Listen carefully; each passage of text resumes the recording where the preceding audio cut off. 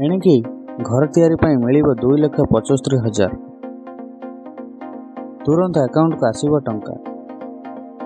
ଜାଣନ୍ତୁ କେମିତି କରିବେ ଆବେଦନ। ଗରିବ ଓ ପଛୁଆ ବର୍ଗକୁ ଘର ଖଣ୍ଡିଏ ଯୋଗାଇ ଦେବା ଲକ୍ଷ୍ୟରେ କେନ୍ଦ୍ର ସରକାର କରିଛନ୍ତି।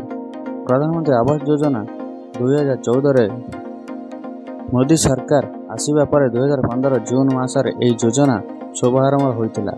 ଗ୍ରାମାଞ୍ଚଳ ଓ ସହରାଞ୍ଚଳରେ ରହୁଥିବା ଗରିବ ଶ୍ରେଣୀର ପରିବାରକୁ ମଧ୍ୟ ଏହି ଯୋଜନାର ଆବାସ ଯୋଜନାର ଦେଉଛନ୍ତି ସରକାର।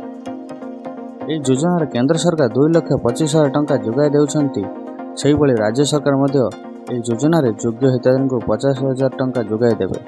ଏହି ଯୋଜନାର ଲାଭ ଉଠାଇବାକୁ ଚାହୁଁଥିଲେ ହିତାଧିକାରୀମାନଙ୍କୁ ତୁରନ୍ତ ଆବେଦନ କରିବାକୁ ପଡ଼ିବ।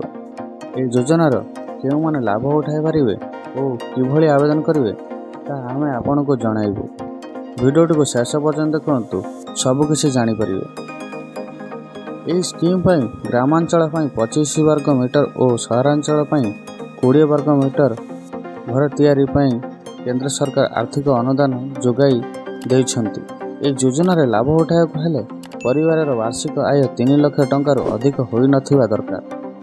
ଏହି ଯୋଜନାର ବର୍ତ୍ତମାନ ସୁଦ୍ଧା 1 କୋଟିରୁ ଅଧିକ ହିତାଧିକାରୀ ସୁବିଧା ପାଇସାରିଲେଣି। ପ୍ରଧାନମନ୍ତ୍ରୀ ଆବାସ ଯୋଜନାର ଲାଭ ଉଠାଇବାକୁ ହେଲେ ହିତାଧିକାରୀମାନଙ୍କୁ କେତେକ ବିଶେଷ ଦସ୍ତାବିଜର ଆବଶ୍ୟକ ରହିଛି। ତାହା ହେଉଛି ହିତାଧିକାରୀଙ୍କ ଆଧାର ନମ୍ବର ସହିତ ପରିବାର ବର୍ଗଙ୍କ ଆଧାର ବିବରଣୀ ଦାଖଲ କରିବାକୁ ହେବ।